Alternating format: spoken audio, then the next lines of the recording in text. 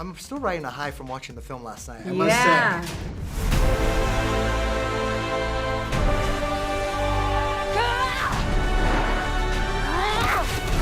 These movies have been a part of our lives for a long time. Probably longer for you, Sam and Stephen, for sure. What does it mean to still be celebrating the Avatar legacy all these years later? Very lucky. Yeah, right? Thrilling. Yeah. Right. Yeah. Your goddess has no dominion here. Oona, you joined this franchise as the villain. What does it mean for you to be a part of the Avatar family? I mean, it really is a family, and that's almost the most special part of it. I mean, every part of it is special because it's so huge, and the story's so beautiful, and the people are so incredible, and the work is, goodness, it's so liberating and inspiring as an artist I've developed, as a person I've developed. I mean, it really is like the greatest gift that I've ever had in my professional life.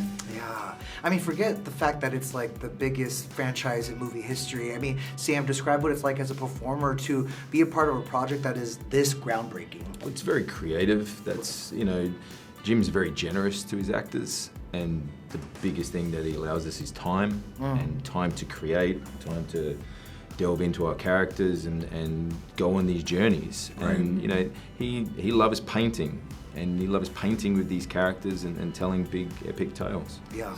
Stephen, I mean, when you first joined this franchise, did you know what you signed up for? Oh, I had no idea. Right. I knew I was going on a great adventure. Sure. I was very excited about it from the moment I cracked that script. Sure. And from the very first conversation I had with Jim, it would have broken my heart had I not been part of it. You know, although I'm sure I would have adjusted and been as intrigued as everyone else is with it. You know?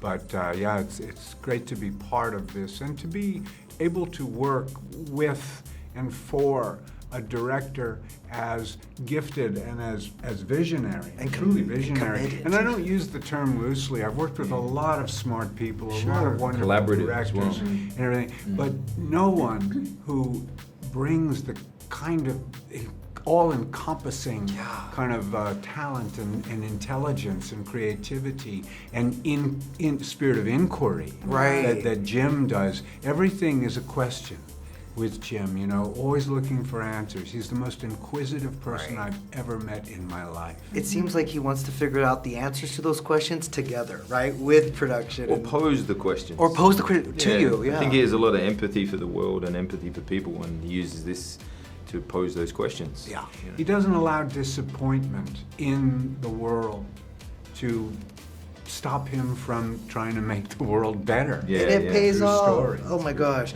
Oona, you had quite a mean walk in this as this villain. Speaking of collaboration, is that something you came up with, Jim, or did you just kind of, like, who'd you Jim model started that off on of? Yeah, I just copied the way that he walks.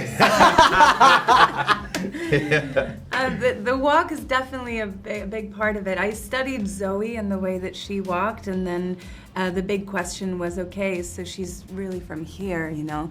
And so what happens if you just close the heart and cinch it tight and really, and then so the center of gravity either goes up or down, and then it just went down. To the magma of the hips, body, right? and then like, suddenly, and then the boogang, and so it's like, it sort of appeared, and then I looked at it, I was like, oh yeah, that definitely is, that's a thing. That's a thing, it's noticeable. Thing, yeah. You also get clear picture of who the character is the minute you see her slink in, you know? Like, it's awesome, it's awesome. Your family name is cinematic history. I mean, what does it mean to carry on that legacy into a franchise like Avatar? Well, it's funny because I think that James Cameron and Charlie Chaplin are kind of very, very similar. Both geniuses. Right. And both working with cutting edge technology for their time. Absolutely.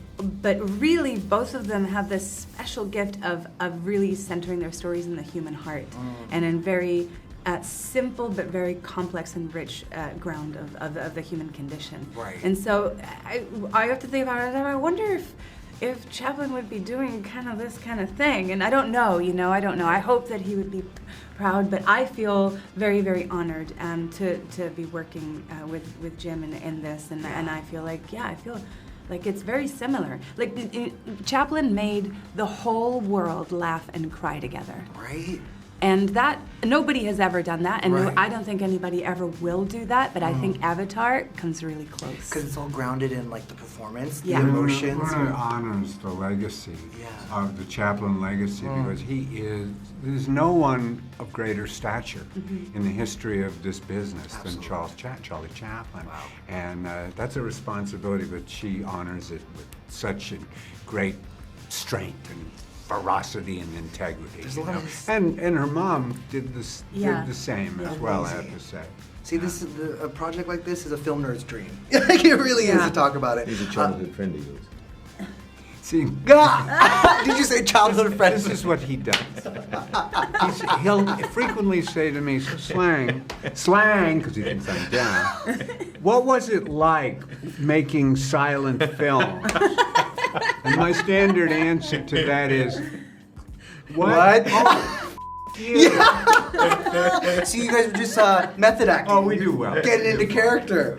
I love it. Well, speaking of legacy, Sam, you said Jake Sully's journey in this is similar to your own with your son. What are those parallels that, as a dad, tripped you out the most about what's going on with your character in the movie as you're also experiencing raising your own kids in real life? It's weird, there is a little bit of a parallel between any actor and their character sometimes, and with Jake, you know, obviously there's a growth of me in that, and in the second movie especially, I just become a dad, so those emotions of protecting your family were coming out. This one's a bit different. Jake is, you know, he's struggling to decide whether he becomes a leader or whether he just does nothing, and what's the cost of that. And so I think it's certainly a different journey. I think his kids are reflecting a lot of who he was in this, and so that's interesting, is that this family dynamic is very complex and, you know, mirrors a lot of our own families. You cannot live like this, baby. In hate. They're not easy. And it's, you know, family can be hard. Right. And it's, everyone's figuring out their own path, whether you're 5 or whether you're 50. So it's, Right. yeah. I imagine as a parent, all you want to do is try and create a better version of yourself through your kids, right? I feel like that's something that Jake goes through too. Jake's still a kid at heart. Yeah. You know, that's how I've always played him. I think he's been given this destiny and this mantle that he has to step up to. But at the same time, he just considers himself a dumb grunt. And, you know, Natiri says it. You have a strong heart. No fear.